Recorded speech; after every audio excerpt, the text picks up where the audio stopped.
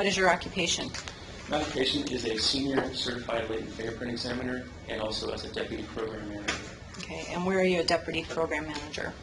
I work for a company called 6-3 Systems. That's SIX, then the number 3 Systems, and we are a contracting company for the Department of Defense. And the contract I'm supporting right now is currently assigned to the U.S. Army's Intelligence and Security Command. Okay, and what sorts of things do you analyze? Currently right now we have a program where we supply forensic capabilities to Afghanistan, as well as intelligence capabilities where we take biometrics and forensics, fingerprints, knowns and latents, and use them to target insurgents, specifically in Afghanistan as well as outside in other areas of the world. So does that involve a lot of travel for you? It can, yes. Okay. Before you had that job, where did you work? I work for the King County Sheriff's Office here in Seattle, Washington. And when did you leave King County? I left King County in January of 2007. How long did you work for the Sheriff's Office? I started the Sheriff's Office in April of 1997. Okay. And how long were you a fingerprint examiner? Yes, I was a fingerprint examiner the entire time. 10 years of that I actually 8 years of that I spent in the latent fingerprint unit, doing latent and known fingerprint comparison. Okay, could you give us just a brief sort of rundown of your background in education and experience? Education experience, still earning a college degree. I came into the King County Sheriff's Office at 20 years old and spent my entire time in their internal training program. I have over 4,300 hours of specialized training within the King County Sheriff's Office, as well as training provided by the FBI in latent fingerprint collection and examination.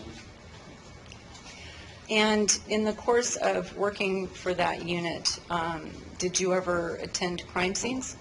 I did. One of my main duties was to process crime scenes as well as evidence material for latent fingerprints. Okay. Did you also analyze prints too? Yes.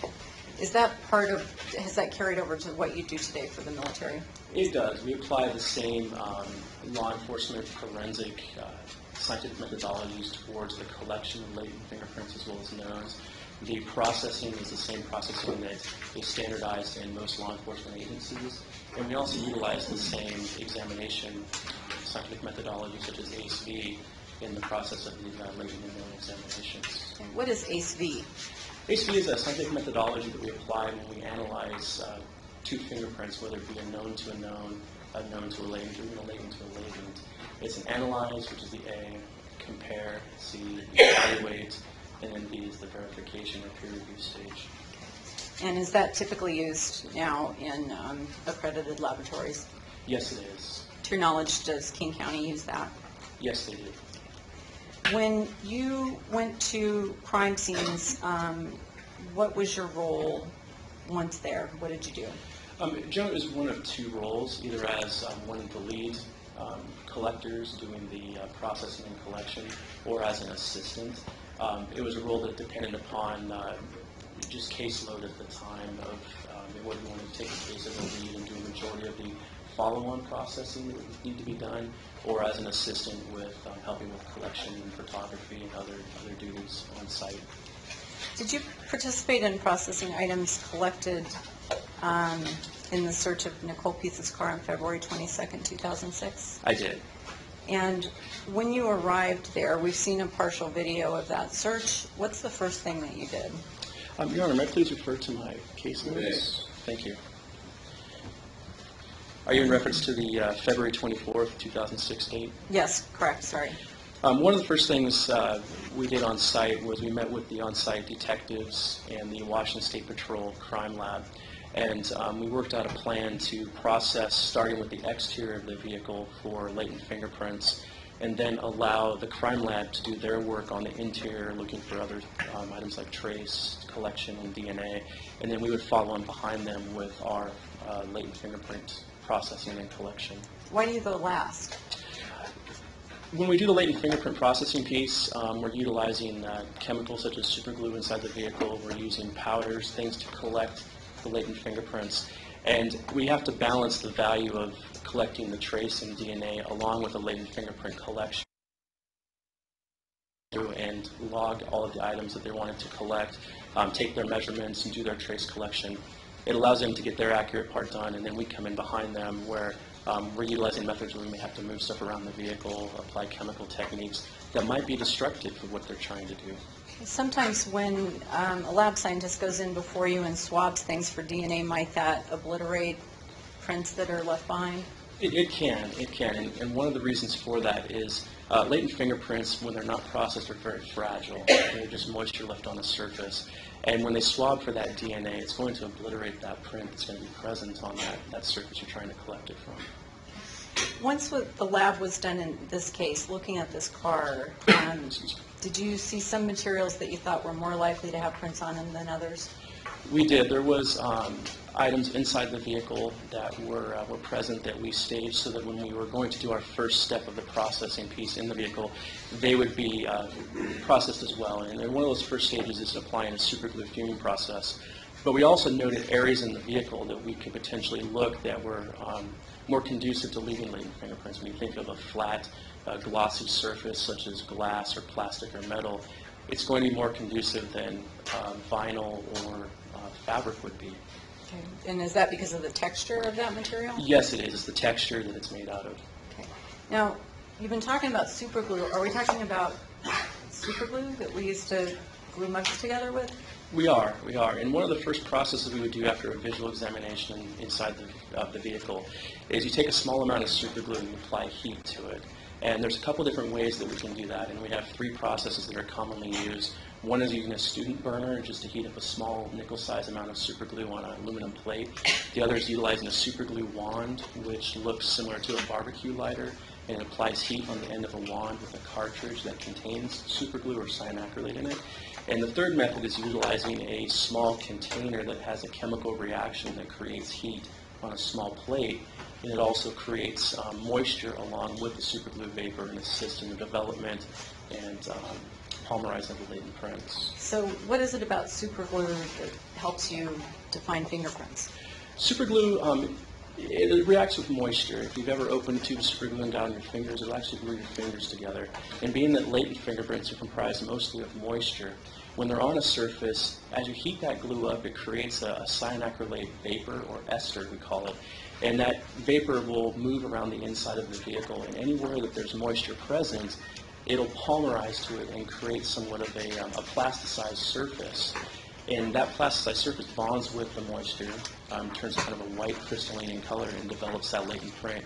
It also affixes it to that surface, makes it a little bit more durable and less likely that the print can be obliterated through transportation or collection methods. So once you've done that, and let's say it's adhered to a print, what do you do with the print? Once we've visualized the print, we can collect it is one of the first methods. And is that with the powder, or how actually do you do one that? of the first methods of collection would be utilizing photography methods, a photo camera. And you can use different forms of alternate light source to view the print, apply the photography method to collect it. After that, you can apply a dye stain, if you have it available, to visualize the print, and again, collect it through photography. And one of the last methods we would use is applying a fingerprint powder. And there's many different colors. One of the common colors that we do utilize is somewhat of a blackish gray powder. We apply that over the print, and we're able then to lift it with a clear tape lift and affix it to a white backer card to collect that latent print. How does superglue affect the ability to capture DNA? With the superglue process, since you're using a vapor process, there's no cross-contamination with it. As it bonds with the moisture, if there's DNA present, it can be encapsulated inside of that superglue process or underneath the superglue itself. And so once we have that print, if we know that there's going to be a possibility for DNA collection, we won't apply any dye stains because those generally use a methanol-based carrier which can be destructive to DNA. And so what we would do in that case is utilize photography, send the item to an individual that's a DNA collector, and then they would apply the swab technique over that superglue print and collect their DNA. Does superglue make it any harder to get the DNA off the item? Not necessarily harder. They may have to swab a little more firmer on the item, but it'll encapsulate and hold that DNA in there with it. And when they do that, typically what happens to the print that was captured? Once the swabbing technique has been done, generally the super glue print is obliterated at that time and not usable or not visible. Are some items left behind in the car to be taken out later? Yes, they are. Generally, when we're going to fume the inside of a vehicle, we know that we're going to seal the vehicle up. If there's items that we may want to look at a later date in our laboratory to process further, we'll stage the items in the vehicle by setting them up in areas where they're going to receive the fuming effect of the glue. That way, when the item is packaged up and it's gone through the evidence control process, there's less of a chance that the print is going to be obliterated through just handling of the evidence bag. And so generally we'll keep those items in there, fume them, and then have the crime scene investigators from Washington State Patrol or the detectives collect the items and log them into evidence. Okay, so those are the items that get put into the paper bags and put into the evidence unit? Yes. Okay. In this situation, how many items do you think you examined in the car to see if prints might be on them? Or when we did the super glue fuming process, we noted about 36 items that were inside the vehicle that we staged for the super glue fuming process. Okay, can you just give us sort of a general idea of the range of types of things that you found?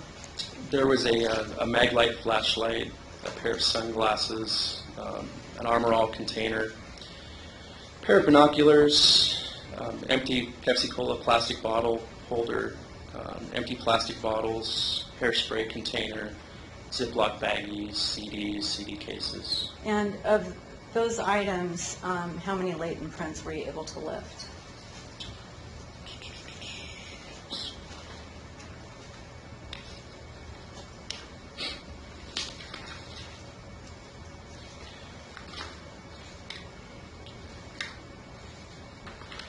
We recovered approximately 14 latent prints from those items through the cyanacrylate fuming and then the photography method of collection.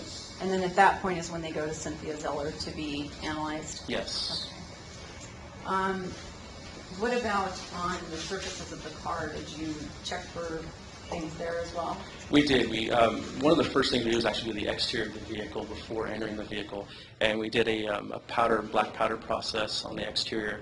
We applied a super glue technique using that super glue wand to the door handles to see if we could develop any prints utilizing that process. And we recovered 5 latent lifts from the exterior of the vehicle, actually. 4 latent lifts from the exterior and 1 from a gear shift on the interior of the vehicle. Okay.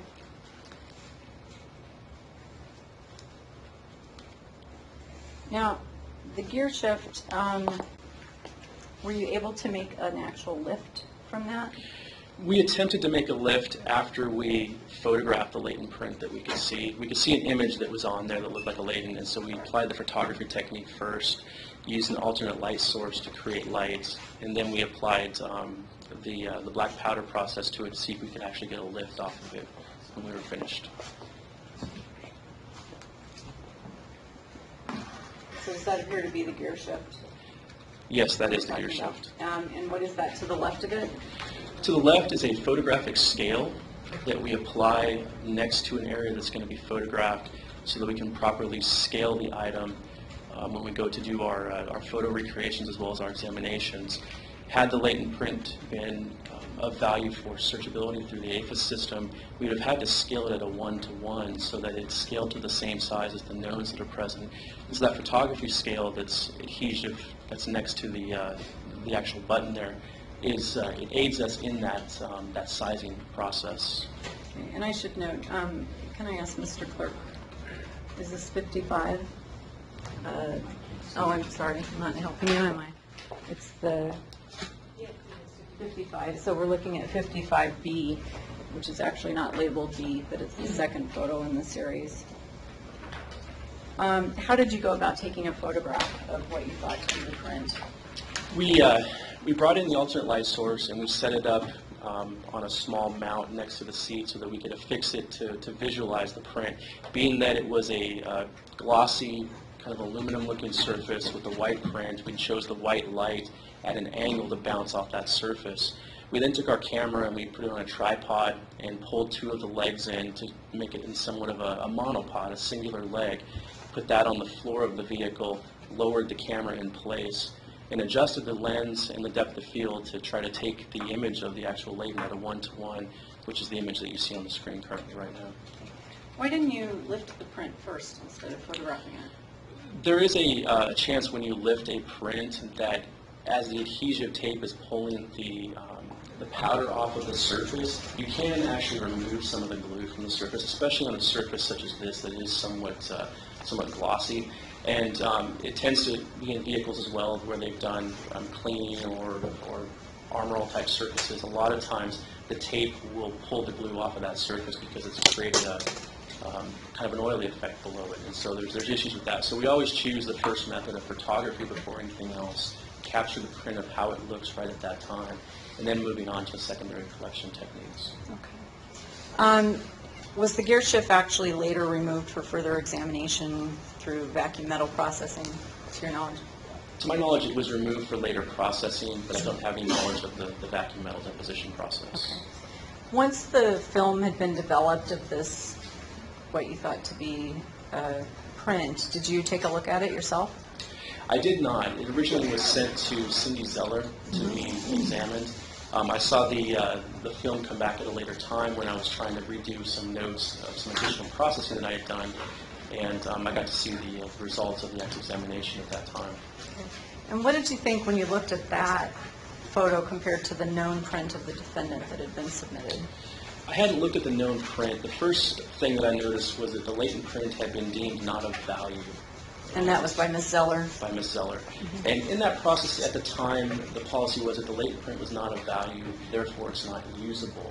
And in the field, there was a lot of individuals that were saying that a print such as this could be deemed inconclusive. It may not be identifiable, but you could also utilize it for illumination purposes. And in looking at the print when I took the photo, and then looking at it at that time in the case jacket, I saw that it definitely had some characteristics that I felt would deem more inconclusive versus not of value. Okay, and the difference between inconclusive and not of value is that you can use it for exclusion, is that what you said? Yes, one of the purposes is you can use that print for exclusion based upon specific details in the print that can be used to exclude an individual where they may not have those specific minutiae that the print would contain. Okay. And do you remember what it was about the print that you thought made it inconclusive as opposed to not of value? I was able to look at the prints at that time, and I obtained a copy that was in the case jacket of the actual known prints. And in looking at the prints alone, before looking at the knowns, I could see that there was definite minutiae detail within the print. There was some distortion towards the end of where the finger would push in on the actual release button. That, to me, my interpretation was from the pressure of those ridges pushing against that surface, it would have caused the ridges to somewhat inverse. So your valleys of your fingerprint now become the mountains, and the mountains become the valleys, which in turn would inverse the actual image as well. And I could see some points that actually showed that piece. Now, when you talk about counting the number of points, there to me just wasn't a sufficient amount for an identification at that time, but there definitely was stuff there that could be used for exclusion. Okay. And did you find things that you thought were consistent with the defendant's known print? I did.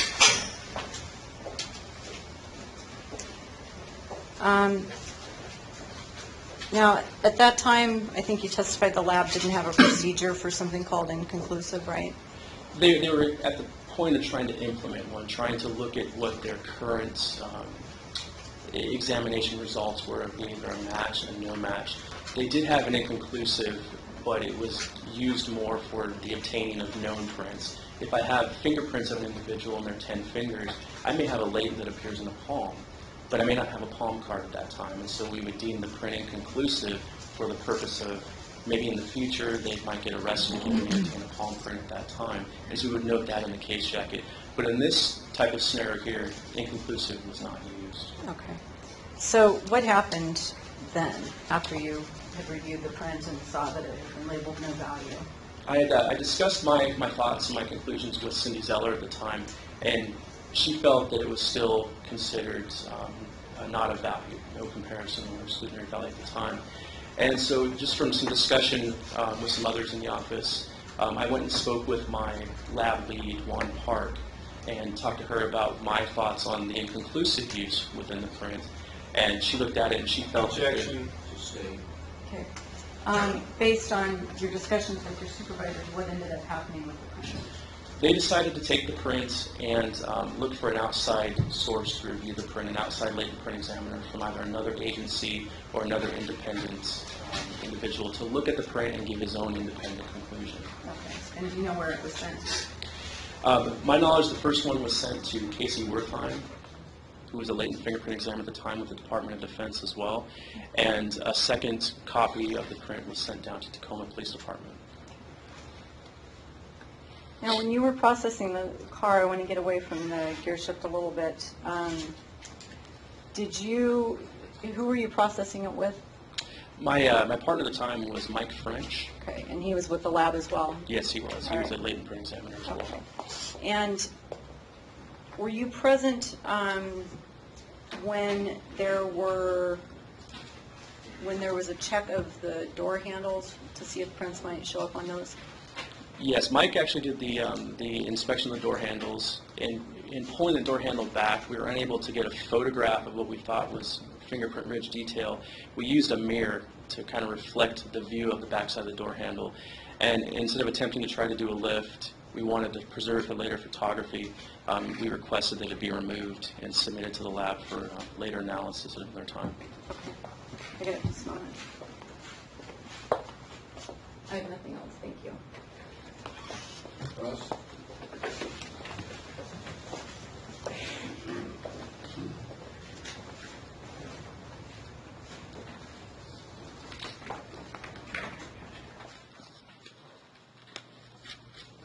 Mr. Petroka, you indicated that you're currently working for a company that has a contract with the Department of Defense. Is that correct? Yes, that is correct. And you actually work in Virginia, is that right? Yes. So you came out here to testify for the trial? Yes.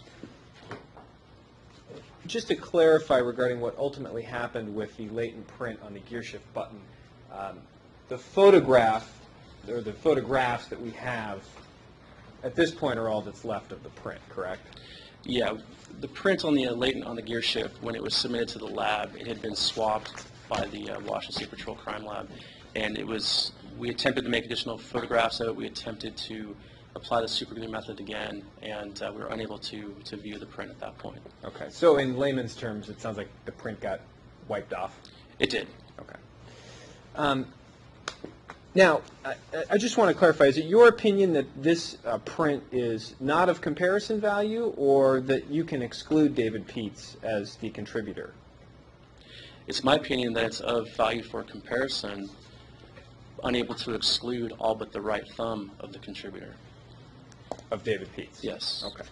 But when you say you can't exclude him, you can't make any statements about how many other people could have been the possible contributor, correct? No, that statement cannot be made. Okay. You're familiar with, in DNA, sometimes we have statistics about 1 in 500 million or something like that. Are you? Yes. Okay. You can't make any... Vaguely familiar. Okay. You can't make any such statement in this case, correct? No. And the analysis that you did... Yes. Oh, yes. Yes, I cannot make any such statement in this case. The analysis that you did was in 2006? Yes, it was. You don't have any diagrams or markings or photographs that you doctored up or made notations on reflecting your analysis in this case? No, I don't have any photographs that I've plotted any sort of minutia points on. Okay. Basically, in 2006, you just kind of looked at these two photographs and compared them to the prints. We looked at the actual negatives of the prints that were collected. We were shot on 35 millimeter film, and the actual fingerprint cards that were submitted with the case jacket. The work wasn't done off of photographs. It was not the original negative in a latent or a known fingerprint card. I don't have any other questions, Your Honor. Anything else in the state? No, Your Honor, thank you. You may step down. Thank you, Your Honor. I do assume that this witness can be excused. Yes, you assume correct. You are excused from your seat. Our next witness.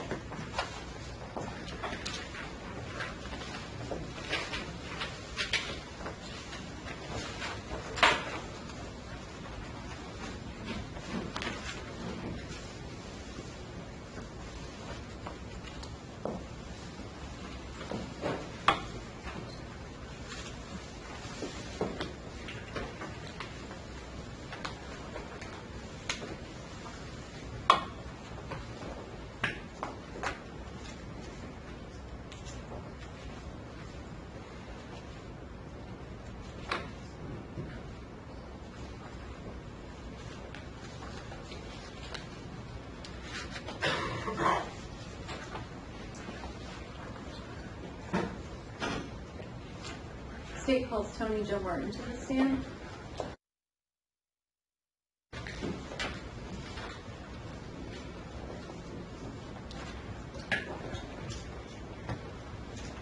Come forward, please. Raise your right hand. Do you swear or affirm your testimony in this matter will be the truth, the whole truth, nothing but the truth? Yes. Please seated.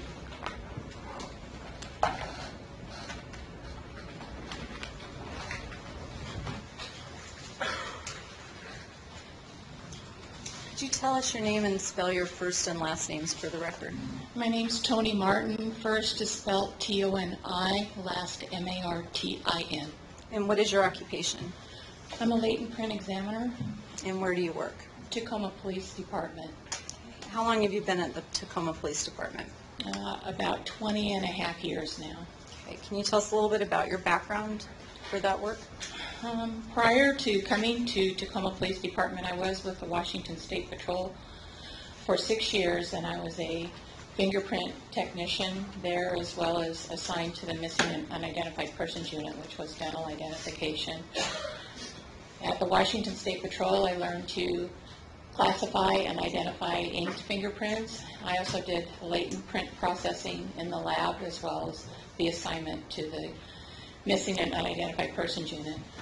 While at the Washington State Patrol, I enrolled in college and obtained a 4-year degree in law and justice.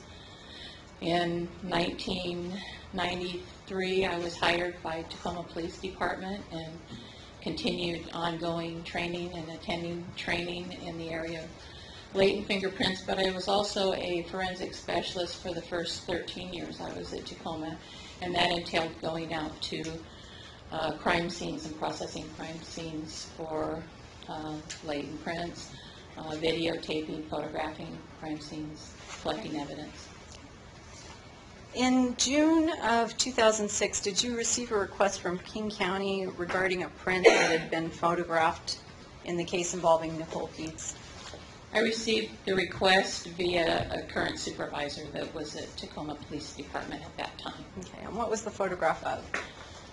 It was photographs of a latent fingerprint. And did you understand where the print was supposed to have been found? Eventually, I had knowledge of that. Yes. And where was that? On a gear shift button in a vehicle. Okay. And what were you asked to do with those photographs? I was asked to take a look at the latent impression that was submitted and then do a comparison to a set of known prints from that latent impression. What was the quality of the photograph that you received? Not very good. First thing I noticed, there was no ruler in the photograph, and that's usually pretty common practice. And the other thing I noticed, it was distorted. What was your understanding of possibly examining the gear shift handle itself? Did you ask to do that? Yes, I did. And what happened with that? I understood that the evidence was no longer available. Was that because of the DNA obliterated at DNA testing? That was my understanding. Okay. It had been swabbed and would have done something to the latent print. Okay. Did you also receive the known prints of David Pietz Yes, I did. for comparison purposes? Can you start from the end first? Did you compare the print to Nicole Pietz's prints? Yes, I did. Okay, and what was your finding?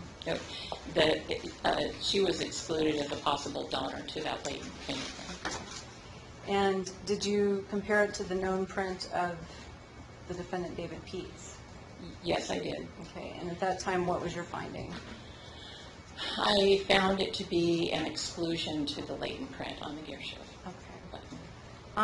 I want to show you a photo that's part of 55, it's actually 55C.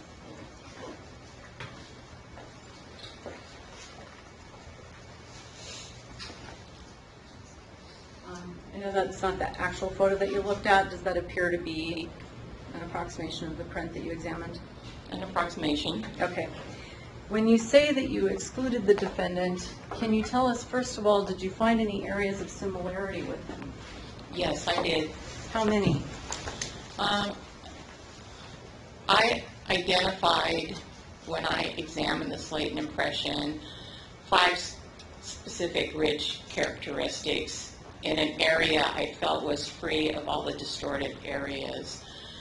Of that 5, I found 3 that were fairly consistent with the known set of prints that I compared to. Okay. So what was it that caused you to exclude him? In following one of the ridge paths from one of the very clear specific ridge characteristics, ending ridge bifurcation, and in following that ridge path up, I found what appears to be an ending ridge pointing downward, and it was a discrepancy that I couldn't find in the known set of prints. And did you believe that the print and or the photo might be somewhat distorted? Was that your impression? Actually both, probably due to the shape of the gear shift button as well as the photograph that was taken. Okay. And can distortion of the print or the photo affect your ability to sort of pinpoint different things in a print? Maybe not pinpoint. It makes the examination more difficult in trying to ascertain or to differentiate clear detail from something that may be from a distorted area. Mm-hmm.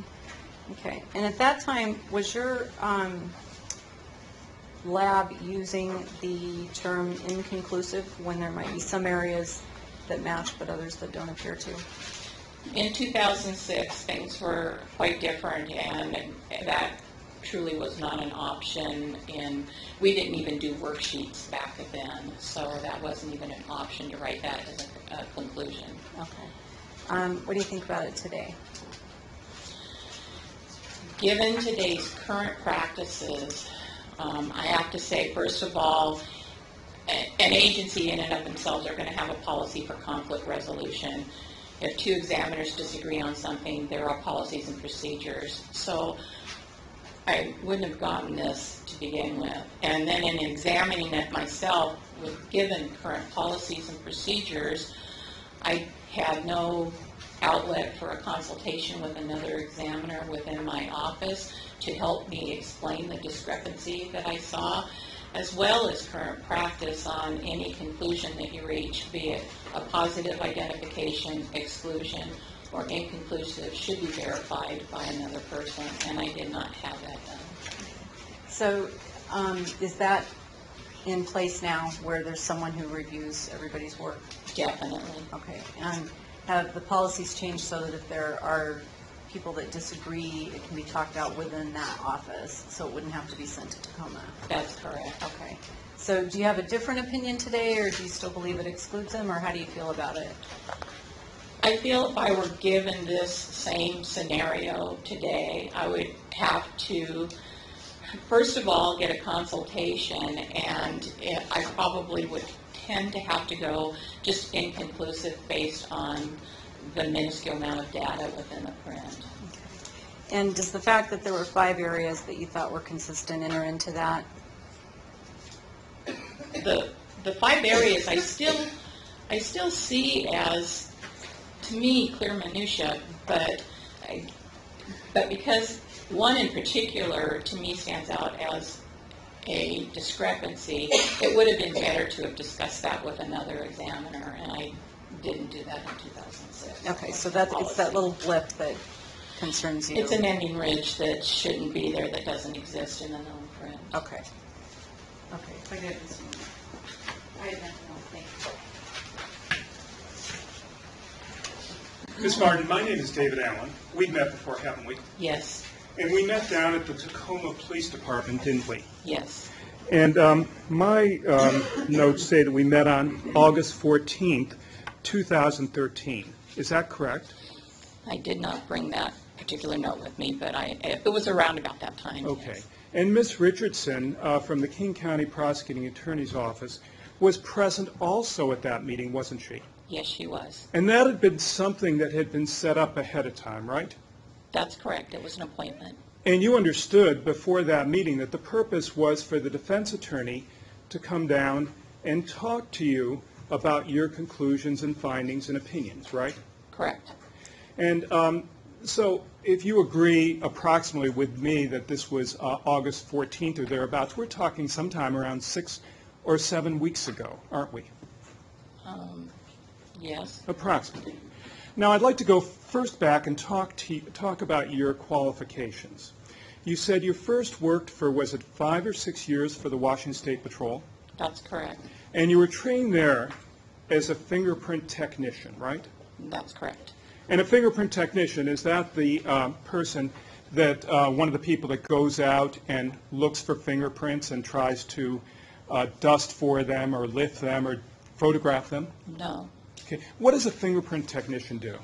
A fingerprint technician at the Washington State Patrol was the person who took in fingerprint cards and compared them to known sets of cards or searched them through the APHIS fingerprint system to see if there was a prior record. The whole basis of a fingerprint technician at the Washington State Patrol was to either establish identity from a known record or to create a new record, because people sometimes don't give accurate information about their name, etc. So anything to do with their rap sheet or criminal history was all done by fingerprint comparison. Okay, well, in terms of your work at the Washington State Patrol, if you started at the Tacoma Police Department in 1993, did I get that right? Correct. You would have worked for the Washington State Patrol from 87 through 93, or thereabouts. That's correct. And I suspect as a fingerprint technician, you had some contact with the fingerprint examiners and also the people that did the lifting of the fingerprints and so forth. The Washington State Patrol was an agency assist to smaller agencies, so a lot of times the latent print examiners in the office didn't do a lot of crime scene work, only when they were called out to do agency assist. So are you telling the jury that back from 87 to 93, you had no idea how fingerprints were lifted at the scene? At the scene, I never went to the scene, but I did do latent print processing in the lab. Okay, what does that mean? That means, again, the Washington State Patrol was an agency assist agency, and agencies who did not have the facilities to process for latent prints or did not have a lab could submit their evidence to the Washington State Patrol to be processed. Okay, so what does it mean that you processed prints? Did you actually take them off known objects that were sent to you? Did you lift them? It could be powder processing, it could be chemical processing, or straight photography. So you actually did the same type of work that technicians did out in the field, but you did it in the office? Basically, yes. Okay, so you have a little bit more experience than just running stuff through the computer and seeing if the person's cards matched up. I mean, you have more experience than that back in 87 to 93, you'd agree, wouldn't you? At the State Patrol, yes. Okay, and you were probably trained to do that, weren't you? Yes. And when you say it's an assist agency, I mean, that means that, like, if it's Seattle or King County back then, 87, 93, they had their own fingerprint people to lift the prints and also to examine them back there, correct? That's correct. But there might be a smaller jurisdiction like Othello or someplace like that who might not have this, so the Washington State Patrol would do that, right? That's correct. So by you doing it back then, you're not saying that somehow these jurisdictions were cheated or didn't get the same care that they would have gotten if the same crime took place in Seattle or King County, are you? You're not saying that. No, Because the impression I got when you first were saying this was you didn't have any experience in this area. In fact, you had quite a bit of experience in terms of lifting prints and doing the print technician work during those years. Yes. And certainly with an organization like the Washington State Patrol, let me ask you this. Washington State Patrol, that's an organization that has a very good reputation for its law enforcement function, doesn't it? Yes. And that was also true of its fingerprint section, at least back in 87 through 93 when you worked there. Yes. Okay.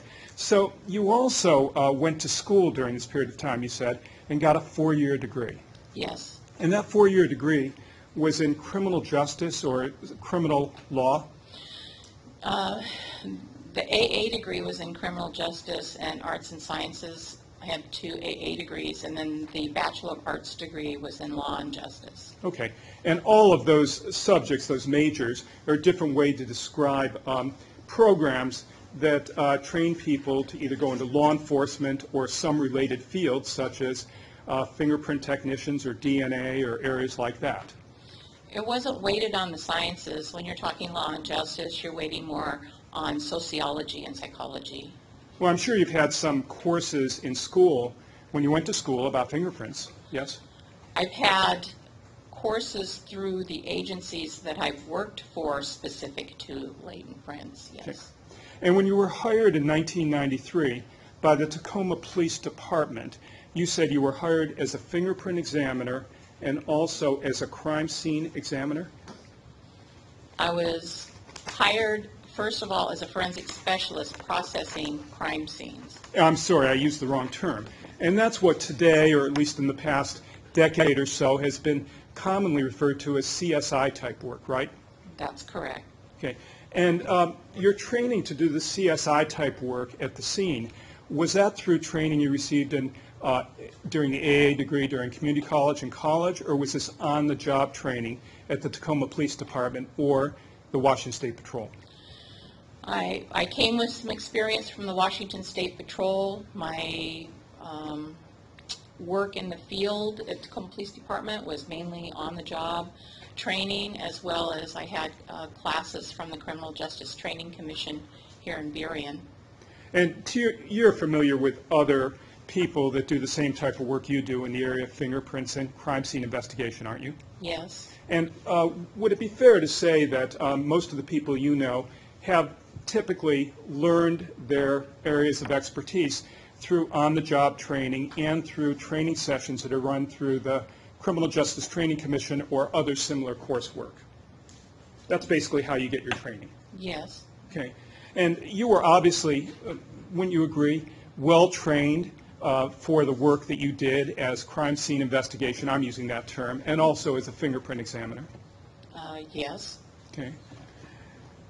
Now, you've been doing fingerprint examination at the Tacoma Police Department for 20 and a half years, yes? Fingerprints, yes, and then latent prints came just a little bit later than that. Okay. And latent prints is where we have an unknown print, and you attempt to match it to a known print, yes? Yes. Now, sometime in 2006, you received a request from King County to give an opinion with regard to a fingerprint that was found in a vehicle and see if you could match it to a latent. I'm sorry, that would be the latent print, match it to a known print. Is that right? Yes. So just so I'm clear, and I know I mixed and matched my terms there, the fingerprint, the unknown print, that's called the latent print, right? Correct. Known prints would be prints where you receive fingerprint cards, right? Yes. Or they could be fingerprints that are found through the computerized network called AFIS. Yes. Okay. And in this case, the unknown print, or the latent print, was the one shown in Exhibit 55, which is up on the screen there, which is the photograph of the gear shift lever of a vehicle showing a print on it, right? Yes. And I'm a little confused. I thought you said that there wasn't a scale shown in the photograph that you received, and yet it appears that there's a scale or a ruler to the left of that photograph that we're looking at up on the screen, 55. I didn't recall that, and my enlargement that I'd done, I didn't have that in there. So. Do you have a copy of the photographs that you looked at? Yes. Okay. And may I take a look at those?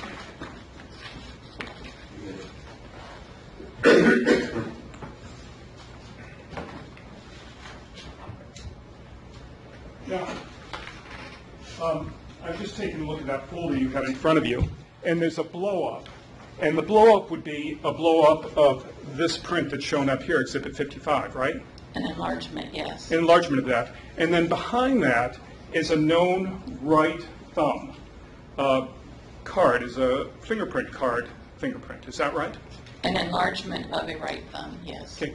But to do your examination here, you would have had, I think you told us, you would have had all the fingerprints of the known cursed people, David Pietz and Nicole Pietz, right? I had a complete set of fingerprints for both individuals, yes. That's not in your file. No, I didn't bring that. Okay, so where are those complete sets of photographs? They're still on my desk. I didn't bring them with me. Okay, and it's also possible that on your desk is this same photograph with a scale on it that's shown up here on the computer. Is that right? It may still be on the disk. I have a disk that I worked off of, but this was the only printout. I picked the best of the images that I received, and I just did an enlargement of the one. Okay, so the disc was provided to you by King County, yes? As I recall, I believe so.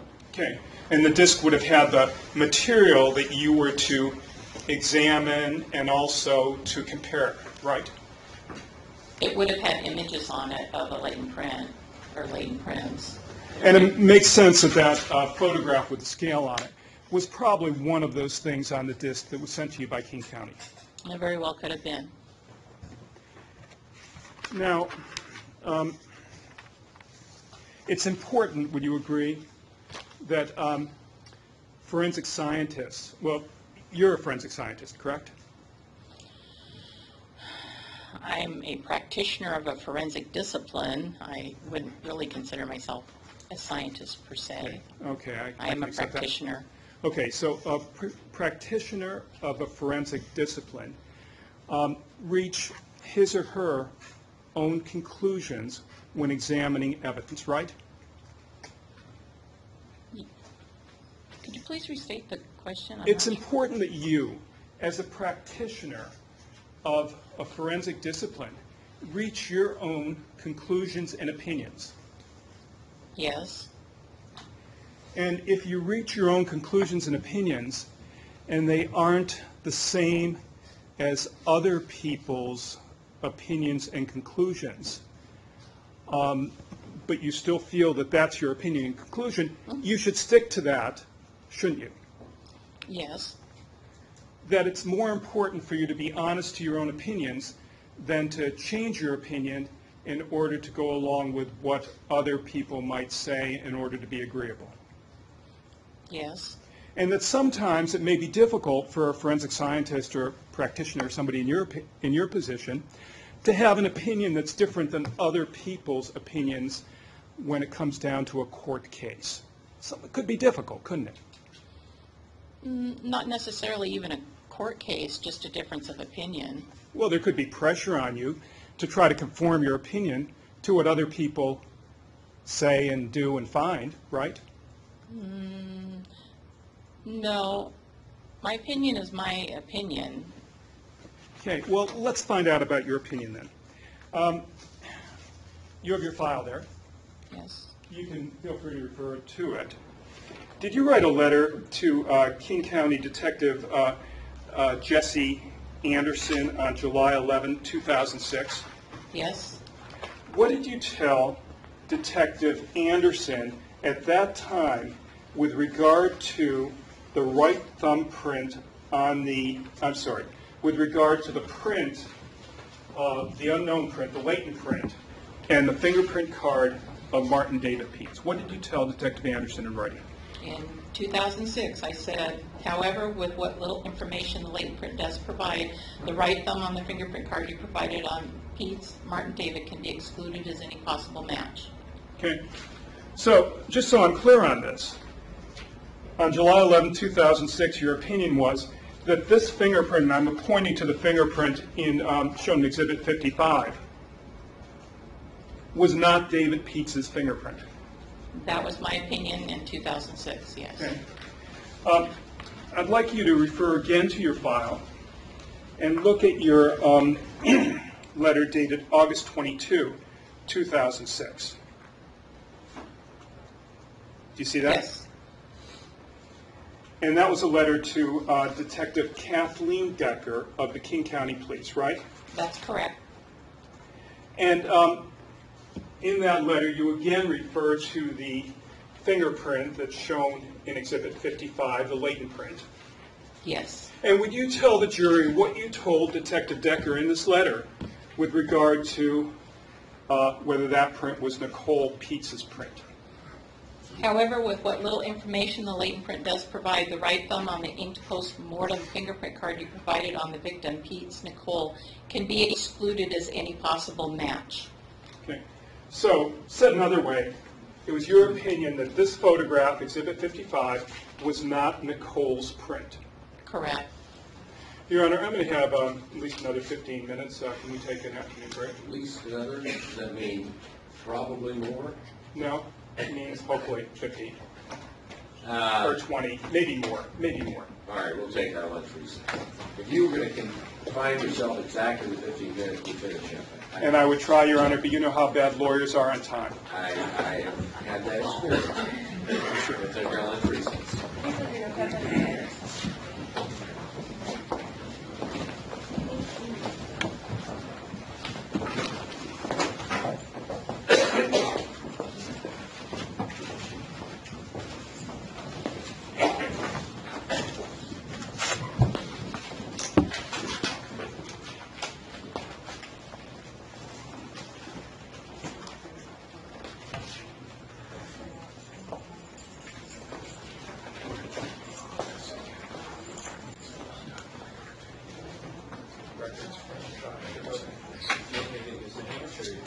Or here's your seat over there.